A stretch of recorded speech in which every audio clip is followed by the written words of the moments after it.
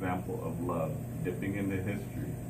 We can look at individuals' lives, the example of individuals' lives, and say, that is it. That is the master, that's the sage, that's the saint, that's the mystic that has lived his or her life in such a way that they exemplify love. They recognize their own essence of who they are and are able to give that to others no matter what's happening, whether you're being nailed to a cross or you're being assassinated. In all those instances, you can actually forgive the pain that someone is inflicting upon you. And then what happens is you resurrect and you renew not only yourself but those around you. And talk about that as we get ready to prepare for the break and we transition you out of here, my friend, brother. And I have enjoyed this, man.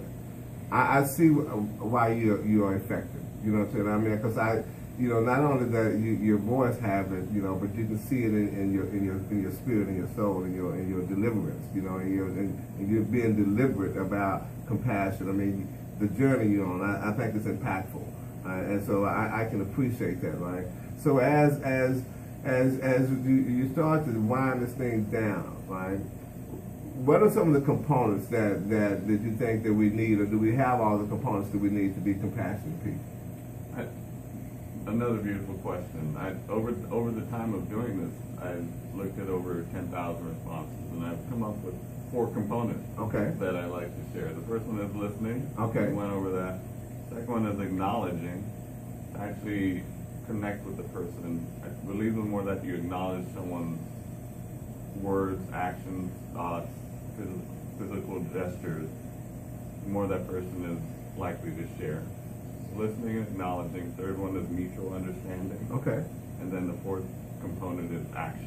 It's an action that's taken, I believe, with compassion. I think empathy is being able to actually understand what someone's going through, and that the last step is actual action that's taken. And I also believe that listening, acknowledging, and understanding our actions within themselves that can be taken as far as compassion is concerned. And so when you look back at history, as you tap into that point in time, as the young lady who talked about Jesus Christ, when you look back in history and start tapping into those folks who you see as compassion idols, right? Mm-hmm. Who are some of those individuals? Well, you look at Gandhi, you look at Peace Program, you look at Martin Luther King, you look at Malcolm X, you look at Nelson Mandela, you look at all the people that have lived their lives in the name of love. Right on. And so, I think when I asked that person last night, is compassion and love the same thing? And I think you told me compassion is that love is a component of compassion is a component of love. Which one was it? I think I liken love to creator and compassion to creation. Oh, all right. Right on, man. The compassion is an extension of the love that has been created, that we're able to give when needed. All right.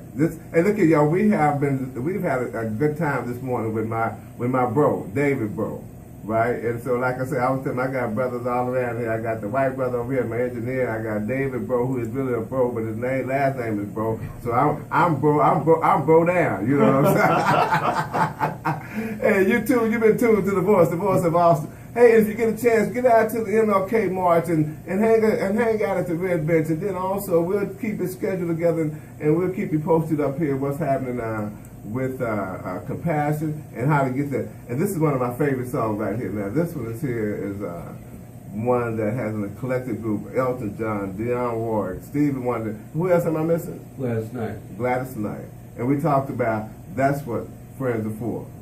And see, give me a little volume on that. And I appreciate you, man. Thank you. I appreciate your energy, man, and the fact that you're willing to step outside of who you were to become better, to give us an insight to what God really can do to people in terms of showing them compassion and the way to love, man. We do it like that, man. Great. Appreciate you, man. Yeah. You're tuned to The Voice the voice of Austin, KAZI Radio. And we can't say anything without saying anything to this young lady named Lisa. We can't let her get out of here, you know. So thank you, Lisa, also for bringing David this way, you know.